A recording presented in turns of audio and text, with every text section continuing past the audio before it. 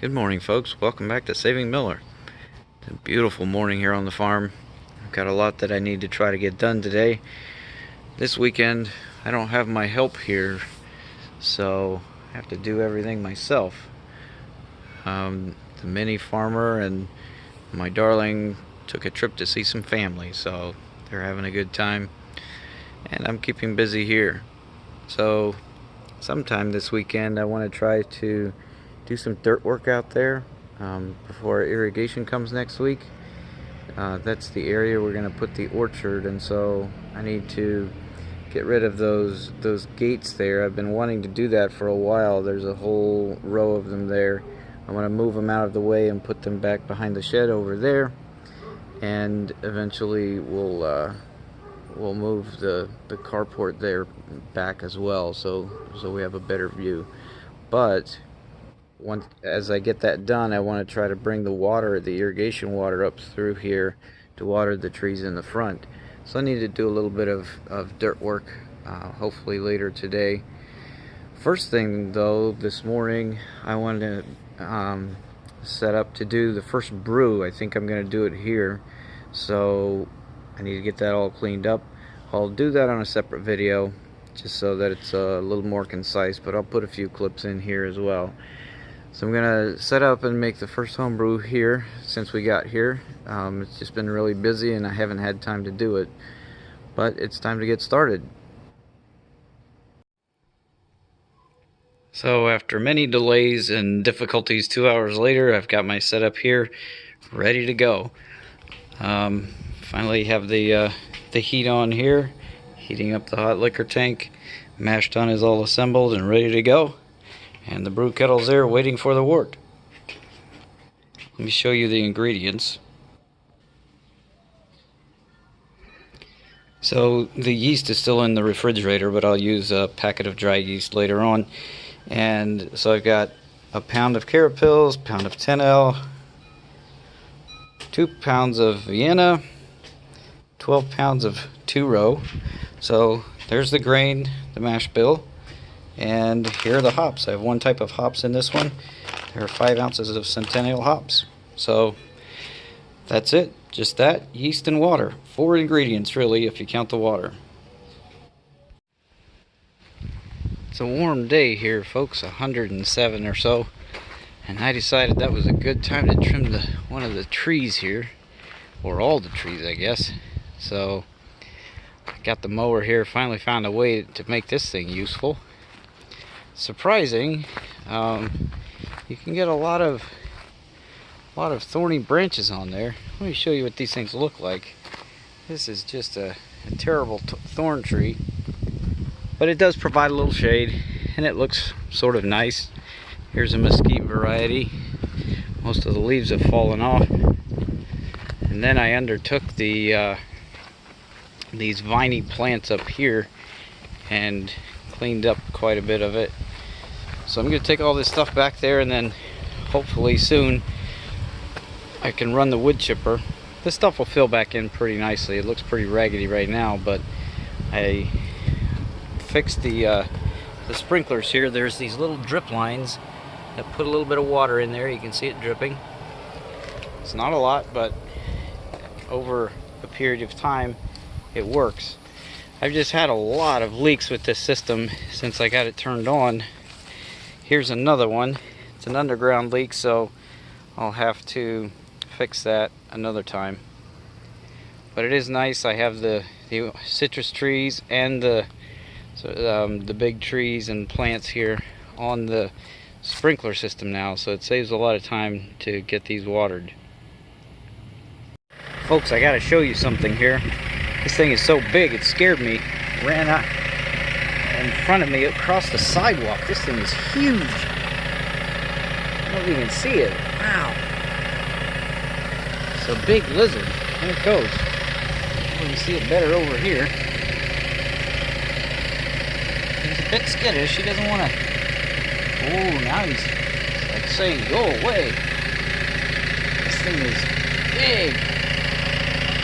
We have a bunch of the really small ones around here, but this is the second time actually I saw him in one of the other trees. So I was over here putting the forks on the tractor. I got some new implements. Here's one. I want to rip up some of the hard packed soil back there. And I have one of the forks on here. This just goes on the loader, so not a huge capacity, but it's a good solution for me. I'll have some lightweight stuff, maybe compost bins, things like that I want to move around with it. And you can see I got the driveway cleaned up, and then I watered it a little bit, so that actually turned out great. Knocked the dust down a little bit and made it a lot nicer. Tractor time.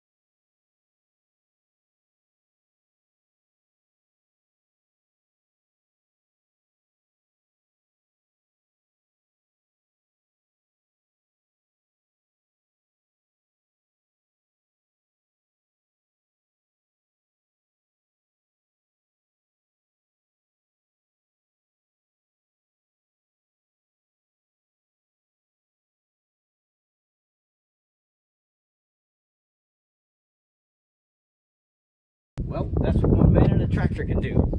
I need some water. So I had to go take a break, cool down, drink some water. To give you an idea, I've had about 2 liters of water already today, and it's just late afternoon. It takes a lot of water to stay hydrated in these temperatures. So I was gonna just do this, but I thought, hey, I should show you why I need a tractor. So watch this.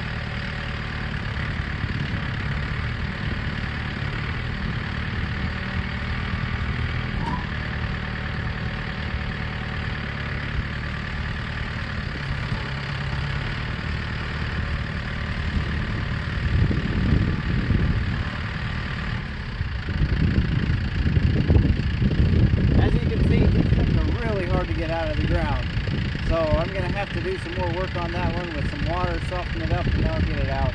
I have another one back here I couldn't get out, but made short work of these others. So the tractor works pretty well if they're not too stuck. So I'm going to keep on going.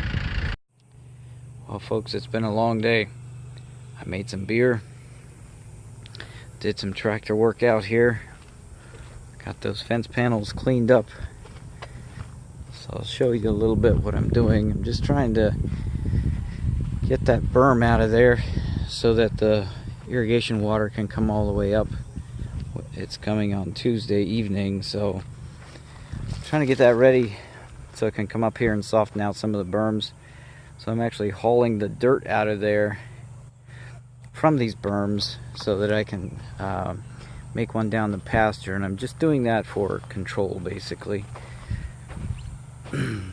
So there you see the White Tank Mountains in the sunset. Till next week, Saving Miller out.